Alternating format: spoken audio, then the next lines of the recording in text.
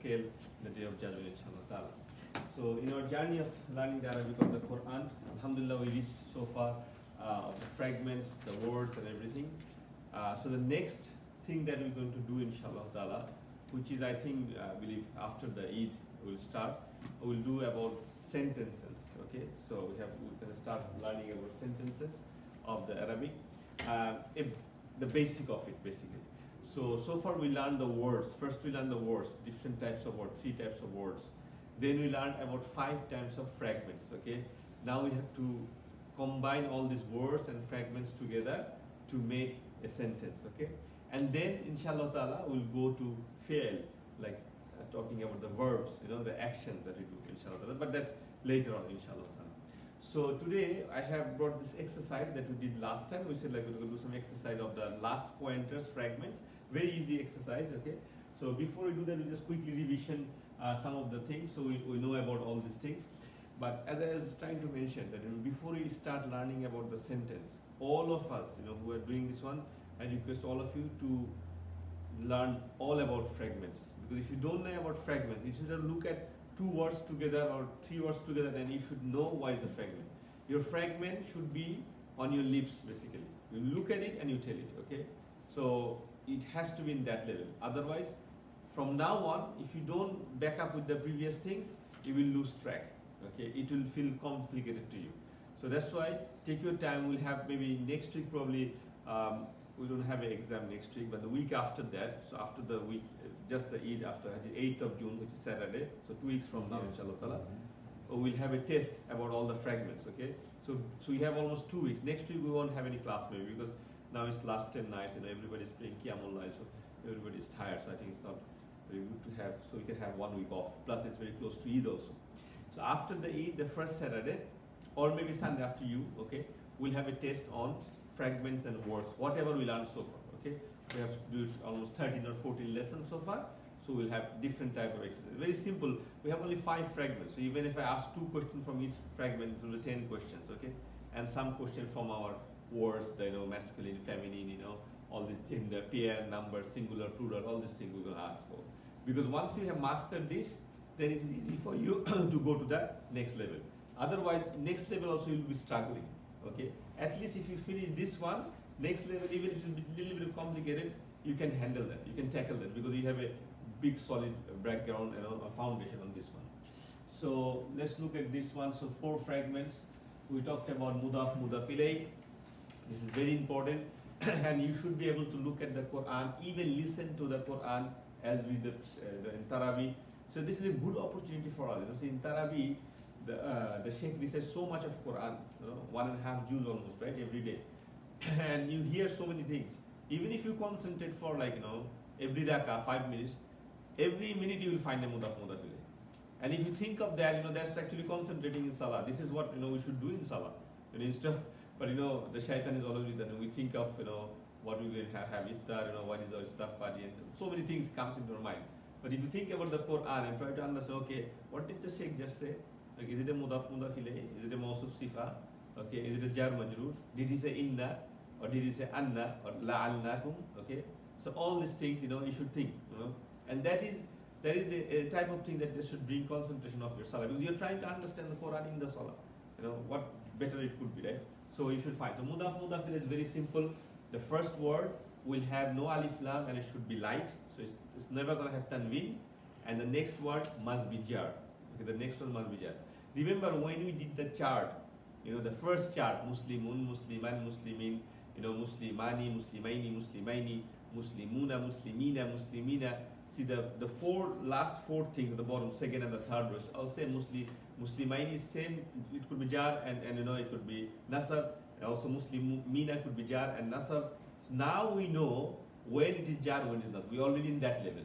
So if I say, okay, this is Muslimina, is it jar or nasab? So you look at the word before it. Is it a jar majroor? Is it a mudaf mudaf ilayh? Or is it a harf of nasab? So then it is this one. So you know this one, okay? So mudaf mudaf is alif lam, no alif lam and light, and it will make the word jar. We have so many examples for that. Then we have jar majroor, bata, kaf lam, wa, min, fi, ala, an, hatta, ila. Okay, and we know the meanings of this. And when you know this meaning of this, 11 of them, right?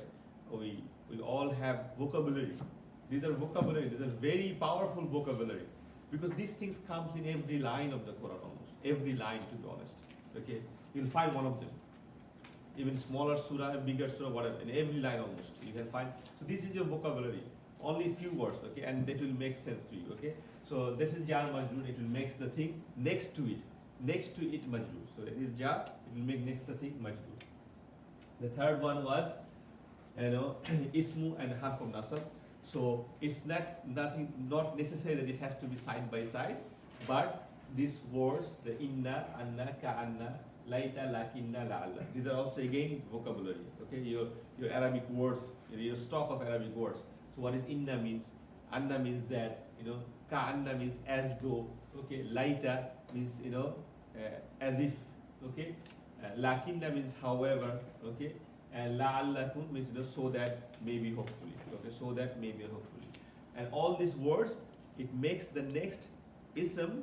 Okay, it could be something in between there, but it makes the ism after that a nasab. So that will be a nasab. Okay, and we can see a lot of examples we did before. Okay, and next one was mawsuf sifa, the adjective.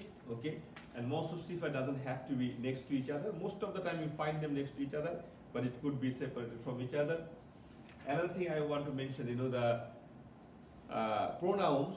That is a very important chart, okay, for your examiners. In the pronoun chart, okay, pronoun cannot be never mawsuf sifa. So you cannot say, he tall, okay. We can say beautiful house, okay, tall man, okay, but we don't have pronoun like this. So pronoun cannot be mawsuf sifa, okay, and that is the majority time of the case, okay. So a pronoun cannot be a mawsuf sifa. Pronoun is just pronoun, okay. So especially the independent pronoun, okay. So mawsuf sifa is what? The four properties has to match. Its status, its type, its gender, its number has to match with each other. If it match, then one is described. The mawsuf has been described by the sifa. Okay, and we said Ghafurun, Rahimun. Okay. Also, actually, the Allah's name, the scholars say that they also actually not mawsuf sifa, because Allah's name by itself. You cannot define Ghafur with Rahim. Okay, grammatically it is right, but it is Allah's name, as you all know. So Allah's each name is each name. You cannot describe one name with another. Like we can say beautiful house. So meaning we are describing the house is beautiful, or big car. Okay, luxurious car. Okay, but you cannot define one name with another name with Allah. That's what the people say. So Allah's name is special. So they're just by itself. But we have so many types of mawsuf and sifa. The last one we talked about the pointing fragments that we learned. So we study the last type of fragments. Pointing fragments, these, that. And that was the thing, haza, hazani, haulai, hazihi, hatani, haulai. And the dual part, if you don't remember, that's fine, because they are not in the Quran. There is one or two, I think not too much, okay? Most of them are like haza, hazihi, haulai, haulai. And masculine, feminine, both is haulai, haulai, okay? So you have to know the context, where it is masculine, where it is feminine. So it can be used for both feminine and masculine. As you can see, haulai, haulai. And haza, hazihi. And hazihi can be used, this is the tricky part, the B. This can also be used for broken plurals, okay? Because they are, although it means these, singular, these, but we can say these are beautiful buildings. These are expensive books, okay? Okay, so but we say these, not these, okay? Because they think broken plurals as a singular. Broken plurals grammatically is a singular feminine, that's why we use these. Okay, so haza, hazihi, hazani, hatani, and haulai, haulai, and for the plural one, we have zalika, tilka, and zanika, tanika. Zanika, tanika also is very uncommon in the Quran, and then ulaika, ulaika is very common in the Quran, and this is what we need to learn. Another thing we learned about the pointers, and that's what the exercise about. That the pointers, how it make fragments actually. So if the pointer is pointing a thing that has al, then that's a fragment. So the pointer is called, ismul ishara, and musharan ilay. Ismul ishara means the haza, zalika, tilka. These are called ismul ishara. These are pointers, okay? And musharun ilay means the thing that points to, okay? And we say if there is a al, like if I say hazal Quran, Hazal al Quran or Haza al Quran. In reading we say Hazal Quran. Then this is not a sentence, this is a fragment, meaning this Quran. But if I say Haza kitabun, there's no al, then this is a book. Then there's a hidden is. There's a hidden is. In Arabic, there's no word for is, or am. I am walking, I am talking. There's no word for am. We are going. There's no word for are in Arabic. Okay? So is, are, like in English we call them auxiliary verb, I think, right? When you learn English. So this kind of thing is not in Arabic. So if it is like you say next, I think we more in the next one, right? Yeah. What is this? Raf al-Asr? Yeah. See, has al qalamu is this pen. Okay. If it is al, so this is. If I ask you what is this, you say this is, ismul ishara. This is musharun ilayhi because al. But this is not that. This is a sentence. This is a pen. Haza qalamun. Okay. Haza qalamun. Okay. So there is no al. So this is a pen. If there is an al, then this is a fragment. Okay. So this is how you know that. And this is another thing we need to remember when you're going to start learning about the sentence. This is one kind of sentence actually. So, and in sentence we will learn, I'm just jumping the gun, that we will see how we can find where we should put the is. So there's few Arabic words. You don't know where to put the is. How is it to make the sentence. So this is the tricky part to know, okay, if I find a pointer, one of this in my chart, if I find a zalika, if I find a tilka, if I find a haza, if I find a hazihi, and the next word after this has no al, then I must put a is. I must put a is. Okay, is. Or if it's a plural, we must put a are. Okay, so this is a way to know. So we'll talk about this when you learn about sentence. But for the time being, you remember this is fragment. This is the fifth fragment where there is al. It must have to have al. And this one is not a fragment. This is a sentence. So this is a pen. Okay. So this is what we learned today, and that's what it's saying here.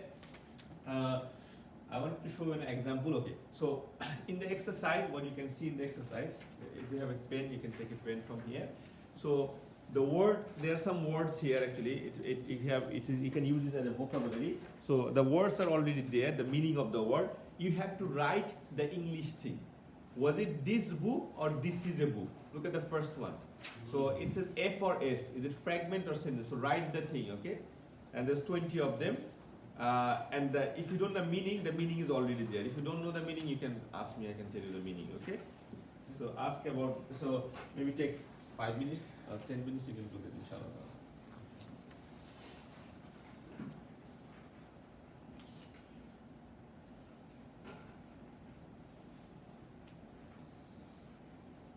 Is it al-kitabu zalika or zalika al-kitabu? First one. First is al-kitabu zalika. Is it other way around? Yeah. It should be zalika al-kitab, yeah.